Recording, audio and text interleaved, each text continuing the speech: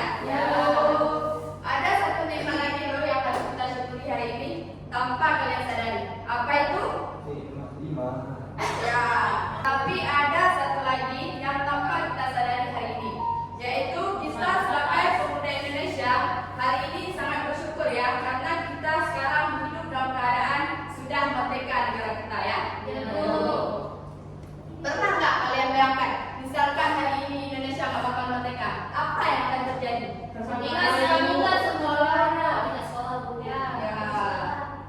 Artinya kita hidup dalam ketakutan ya, adanya diskriminasi dan penjajah ya, merasa tidak aman dan tidak nyaman ya, tinggal di tanah air kita sendiri karena adanya penjajah. Jadi setelah merdeka, perjuangan kita udah selesai loh. Karena setelah proklamasi kemerdekaan Indonesia, Belanda masih pengen balik lagi ke Indonesia untuk menjajah Indonesia. Oleh sebab itu, hari ini kita akan mempelajari tentang perjuangan mempertahankan kemerdekaan Indonesia. Secara umum, ada dua strategi perjuangan menghadapi ancaman Belanda. Yang pertama itu ada perang bersenjata atau biasanya disebut dengan perang fisik. Ada beberapa daerah yang melakukan perlawanan melalui fisik yang dibantu oleh rakyat, tentara sekutu, dan BIKA. Contohnya seperti pertempuran Surabaya pada tanggal 10 November 1945. Sampai di sini yang tanggal lahirnya 10 November. Saya Bu. Kemarin loh hari pahlawan. Ada yang ingat nggak kemarin hari pahlawan? Bagus. Yang kedua tuh ada perjuangan diplomasi. Perjuangan diplomasi ini adalah perjuangan yang melalui perundingan, bukan melalui senjata. Seperti perjanjian Aligarjati, yang dimana perjanjian ini adalah kesepakatan antara Indonesia dengan Belanda mengakui secara de facto wilayah Indonesia yang meliputi Jawa, Sumatera, dan Madura. Jadi kedua pihak ini sepakat untuk bekerja sama membentuk negara Republik Indonesia atau biasanya disebut dengan negeri. Jadi walaupun tujuan utama itu Indonesia membuat kesepakatan ini untuk memberhentikan konflik, tetapi ujung-ujungnya malah Indonesia mendapatkan kekecewaan karena Belanda ini tidak menepati janjinya, malah sebaliknya melakukan agresi militer. Kemudian yang kedua tuh ada perjanjian Renville. Kenapa dinamakan perjanjian Renville? Ada yang tahu? Karena dibuat di kapal Renville. Ya, karena perjanjian ini dibuat di atas kapal perang angkatan laut perang angkatan laut Amerika Serikat yang bernama USS Renville. Maka disebutlah perjuangan Renville atau perjanjian Renville. Dan berakhirnya dengan KMB.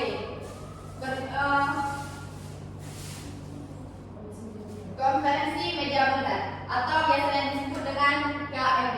Nah, perjuangan ini adalah perundingan yang diadakan di Den Haag pada tanggal yang dilakukan oleh Den Haag pada tanggal 23 Agustus sampai 2 November 1949.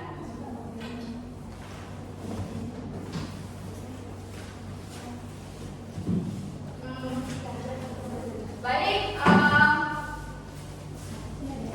sampai di sini ada yang mau ditanyakan? Kalau tidak ada, Ibu akan memberikan tugas dalam bentuk kelompok. Silahkan dibentuk kelompok menjadi 2 kelompok aja ya, karena tidak ramai, karena nggak ramai yang datang ya. Ibu yang cowok gabung ke sini satu, di sini satu ya. Baik, Ibu akan memberikan kalian 15 menit ya waktu yang bekerja. 10 menit untuk berdiskusi dan 5 menit lagi untuk tampil di depan ya. Iya Bu. Dan nantinya Ibu akan menunjukkan bagaimana cara kalian bekerja sama dan bagaimana nanti kalian cara mempresentasikan ya hasil kerja kalian.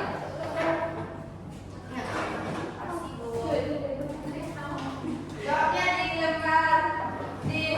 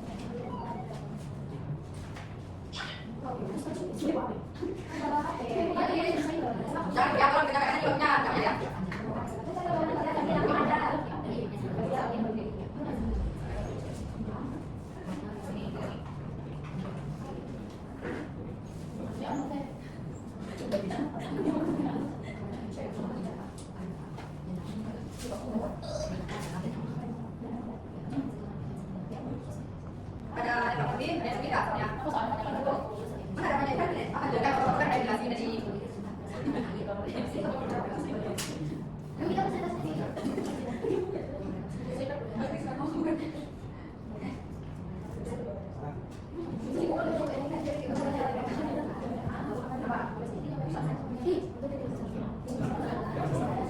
apakah soalnya?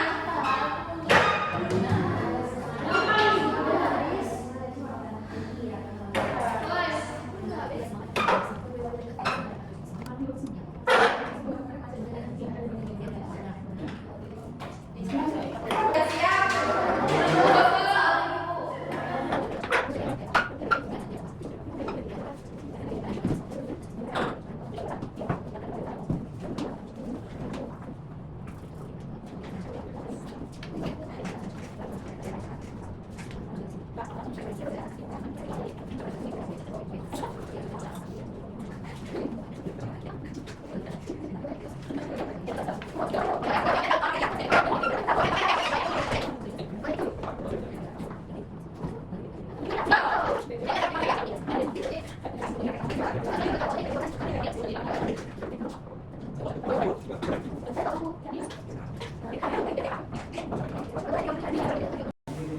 Sudah siap? Ya, langsung tampil ke depan ya.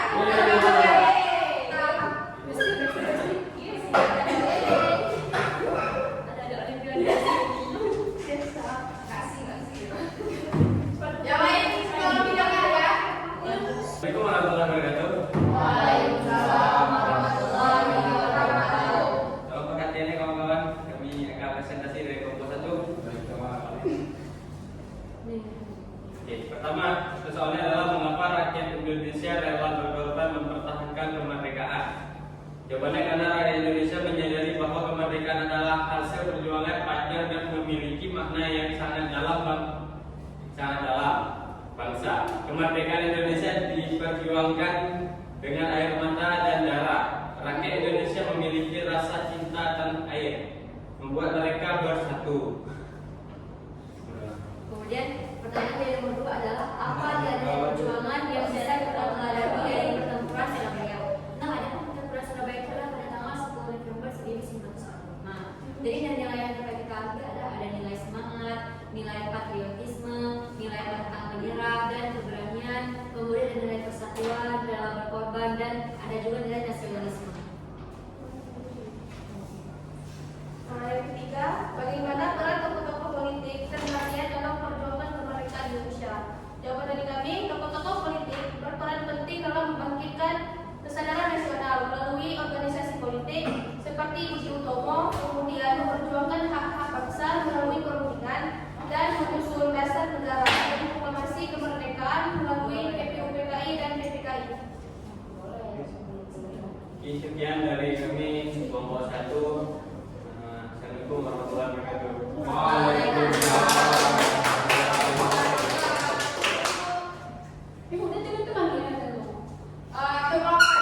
Sudah siap, maka maju ke depan.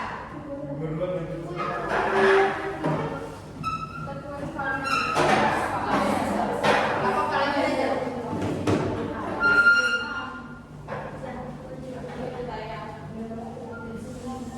Bu, saya nggak kerja, Bu. Kenapa nggak ada? Nggak, Bu, ada, Bu. Saya apa kali, Bu?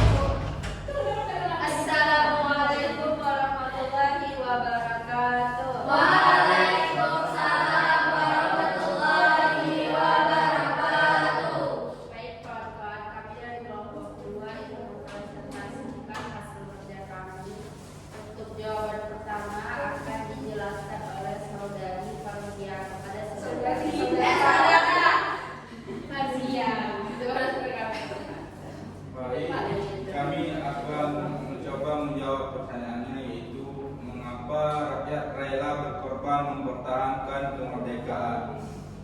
Jawaban yang kami dapat karena ada semangat nasionalisme, patriotisme dan cinta tanah air, serta keinginan untuk mewujudkan kebebasan dan terlepas dari penjajahan kolonialisme. Selanjutnya akan dijelaskan oleh Ataya. Baik, yang kedua itu pertanyaannya apa nilai-nilai perjuangan yang bisa kita teladani dari pertempuran Surabaya? Nah, kalau kami setelah mendiskusikannya, jadi jawabannya itu yang pertama ada semangat pantang menyerah.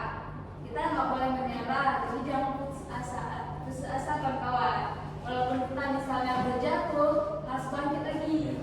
Nah, yang kedua itu ada persaudaraan dan solidaritas. Jadi jangan sesekali kita memutuskan silaturahmi kawan. Adanya persaudaraan itu untuk kita biar saling menguatkan. Terakhir itu ada cinta tanah air. Dan itu saja. Selanjutnya mungkin akan dibacakan oleh teman kami. Saya. Selanjutnya ada bagaimana peran tokoh-tokoh politik dan rakyat dalam memperjuangkan kemerdekaan Indonesia. Kalau Muhammad Yunus Syahrir berjuang melalui jalur diplomasi dan pendidikan politik rakyat, sedangkan Soekarno dan Hatta memimpin proses persiapan kemerdekaan melalui BPUPKI dan PPKI. Sekian presentasi dari kami akhiri. Assalamualaikum warahmatullahi wabarakatuh.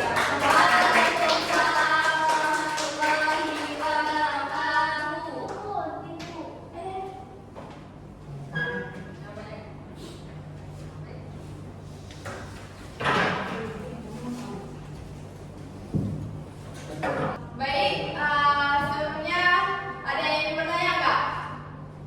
Dari jawaban yang teman kalian jelaskan tadi, mungkin ada yang kurang paham. Jelas ya. Baiklah, semuanya sudah tahu kan bagaimana perang bersenjata untuk mempertahankan kemerdekaan Indonesia, mengajarkan semangat cinta tanah air, keberanian dan pantang menyerah. Dan adanya juga perjanjian Kertajati yang menunjukkan bahwa diplomasi juga penting dalam mempertahankan kemerdekaan Indonesia. Dan adanya nilai kerjasama dan persatuan yang mengajarkan bahwa persatuan dan saling mendukung adalah kunci keberhasilan utama. Ya kan? Baik. Mengingat waktu sudah mau habis, jadi disimpulkan saja bahwa perjuangan mempertahankan kemerdekaan Indonesia itu dilakukan dengan berbagai cara, baik melalui perang bersenjata maupun diplomasi. Dan rakyat dan tentara bersatu padu menghadapi ancaman penjajah, menunjukkan semangat keberanian, cinta dan tanah air dan persatuan. Dari perjuangan ini, kita belajar bahwa kerjasama, keberanian, dan tekad yang kuat sangat penting untuk mempertahankan kemerdekaan dan membangun bangsa. Untuk minggu depan kalian mau belajar seperti apa? Mau nonton atau mau buat drama? Buat drama.